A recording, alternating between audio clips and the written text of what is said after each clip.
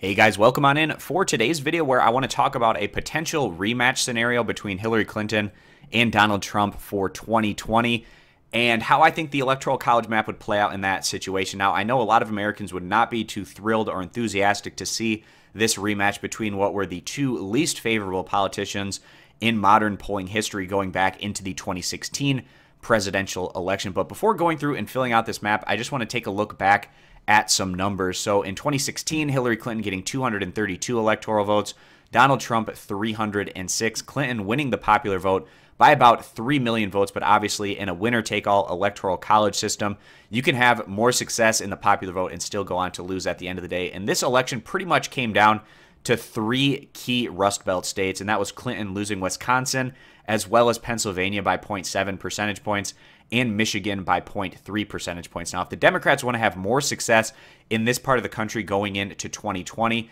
clearly they need to pick a different type of candidate. Now, in the 2016 primaries, we saw Bernie Sanders, a more populist progressive Democrat, going on and doing very well against Clinton, taking Wisconsin, Michigan, and Pennsylvania. And that strength amongst that more populist type of message in the Rust Belt state, I think, is the key to the Democrats' success in trying to take down Donald Trump in 2020. We'll see if they choose that type of candidate or not, obviously coming up here in the next couple of years. But then Donald Trump, he did find success campaigning with a more populist message, obviously, throughout the Rust Belt. Now I want to take a look back at the favorability numbers here of these two candidates. So Hillary Clinton, right before the election, she was at 41% favorable compared to 54.4% unfavorable. So some pretty bad numbers there. But if we take a look at her more recent favorability numbers, you can see here from Gallup down to just 36% favorable. So she's even a step behind favorability-wise what she was a couple years ago going into 2016. Now, taking a look at Donald Trump, if we go back and take a look right before the election, which is right about here, he was at 38.5% favorable, 58% unfavorable. So he was even worse than Clinton in favorability back at that point in time. But if we take a look at his more recent numbers, he's actually a little bit better right now at 41% favorable, 55.7% unfavorable. So pretty much their numbers are flipped right now to where they were back 2 years ago, which I think is a positive thing for Trump overall going into a re-election bid. And you also have to factor on top of that it's tougher to beat an incumbent, which Trump has this time around. So now I want to go back and start filling out that Electoral College map. I'm going to give the safe states to each candidate and then do a bit more of a discussion on the more competitive possibilities. So starting off here with Hillary Clinton, her safe results are going to be Washington, Oregon, California, Hawaii, and then New Mexico. And the only Midwestern state that I'd put in safe Democratic hands would be Illinois. And then pretty much the entire Northeast minus just a couple of results here and there. So that being Maine minus the 2nd Congressional District, Massachusetts, Rhode Island, Connecticut, New Jersey, Delaware, Maryland, the District of Columbia, and then obviously New York, as well as Vermont. So that puts Hillary Clinton up to 190 safe Electoral College votes. Now I want to give Trump his safe areas, starting with Idaho, Montana, Wyoming, Utah, North Dakota, South Dakota, and then Nebraska minus the 2nd Congressional District, Kansas, Oklahoma, Missouri, Arkansas, Louisiana, Mississippi, Alabama, Tennessee, Kentucky, West Virginia, and South Carolina, as well as Indiana. And, oh yeah, I almost forgot, up there in the northern part of our country, obviously, Alaska getting those 3 electoral votes as well. So that puts us at 190 for Clinton, 125 for Donald Trump. And now I want to start talking about the more competitive ranged states. First off, I'll start in the Midwest. Iowa and Ohio, these are 2 states that Barack Obama was able to carry. These are slightly Republican-leaning states, and obviously Hillary Clinton didn't have much in the way of success, losing Iowa by about 10 percentage points, losing Ohio by about 8 percentage points. I don't think she would be able to make those gains back, and I think that those are also in pretty safe hands for the Republicans. Now talking about some states that I think are in that toss-up range category that I still think Hillary Clinton would claim, and that's starting out in Virginia. She was able to take this state, obviously with the help of Tim Kaine as her VP, but this is also one of those eastern states that's becoming a bit more Democratic, and Democratic candidates are having a lot more success. So I do think that that would still go for Clinton at the end of the day, but maybe even a bit more competitive this time around, especially if she didn't have Tim Kaine as her VP.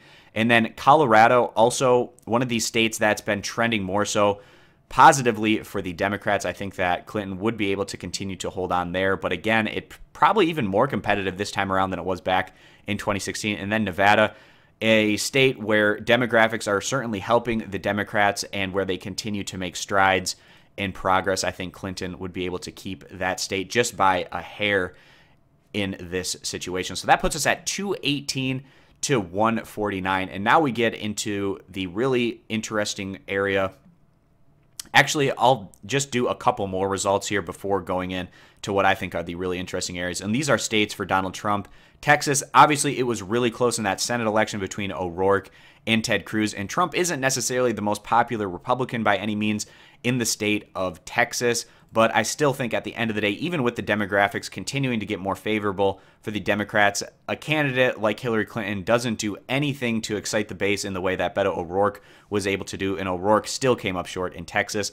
And then also Georgia, the reason that this is in a more competitive range is because Stacey Abrams came up just short in that statewide governor's race against Brian Kemp. But again, I think that Stacey Abrams does a lot more to excite the Democratic voter base in Georgia than what Hillary Clinton is able to do. And Clinton, she actually was relatively competitive in Georgia back in 2016, but still at the end of the day, I see this one being in the Republicans' hands with Donald Trump. So that leaves us here with about 117 electoral votes that I think are in a much more interesting range. So we'll go up to the Northeast here, Maine's 2nd Congressional District. Donald Trump actually did pretty well in this area, and I think that he would continue to carry it and get that one electoral vote for the 2nd Congressional District. Now, New Hampshire was extremely tight. Clinton going on and winning this one by just 0.3 percentage points. I think the difference in favorability right now of these two candidates is enough to make a difference for Donald Trump to actually take this state at the end of the day in a rematch scenario going into 2020. And now we'll go down to North Carolina. Another one of these eastern states, kind of like Virginia, that's been trending a little bit more so towards the Democrats, but it's still a slightly lean to the Republican side, if not purple state currently. Now, Donald Trump won this state by about 3.5 percentage points, and I think that he would be able to carry it again, perhaps by a similar type of margin in 2020. And then going down to Florida, obviously, back in 2012 and 2008, we saw Obama win this state. It's tough for Democrats to win statewide elections in Florida. Donald Trump was able to reclaim the state of Florida for the Republicans, winning it by about 1.2 percentage points over Clinton. And then we just saw Ron DeSantis, who is a Trump acolyte, go on and win the governorship there in Florida. I think that plays for well. That plays pretty well, obviously, for Trump going in to a 2020 scenario. So going to be giving him the state of Florida, which puts him up to 252. Now moving out west, where the demographics are continuing to get better for the Democrats. We just saw the state of Arizona flip that Senate seat with Kyrsten Sinema going on and taking it. I think it's an extremely competitive result there, but at the end of the day, I still give Trump a slight lean here. He won the state back in 2016, again by about 3.5 percentage points, kind of similar to what he did over in North Carolina. And the fact that Hillary Clinton is continuing to do worse in terms of her favorability numbers, I don't think, even with the demographics continuing to shift and be more favorable for the Democrats, I still think that Trump would be able to claim that one at the end of the day. And then going to Nebraska's 2nd Congressional District, again, I do think that Trump would be able to continue to take this one. He picked that congressional district up back in 2016, and I think he would be able to also do that in 2020. So now we talk about the key results here, and that's right through the Rust Belt, where Democrats should have an advantage in general in statewide elections in presidential years. Minnesota, Wisconsin, Michigan, and Pennsylvania. We just saw the Democratic Party have tremendous success in these states in 2018. They won 2 Senate seats in Minnesota and a governorship, and then 1 Senate seat and 1 governorship in each of Wisconsin, Michigan, and Pennsylvania. But again, I think the fact that Hillary Clinton is not a populist type Democratic candidate really hurts her in these states. So I think, again, she just loses Pennsylvania, Michigan, and Wisconsin. And then talking about Minnesota, which is a bit more Democratic leaning than those other 3 states that I just talked about, Clinton, it was really close. She only won Minnesota by 1.5 percentage points. This is a state where Bernie Sanders absolutely crushed Clinton back in the 2016 primaries. And given her receding numbers in favorability, I also think that Trump would be able to pick up the state of Minnesota. So in a rematch scenario, at least at this point in time, I'm thinking that Clinton would do worse than she did in 2016. Again, the fact that Clinton lost to Donald Trump really, I think, turns off a lot of those Bernie Sanders voters that came out and casted a ballot for her, even though they didn't want to at the end of the day. It didn't really excite them.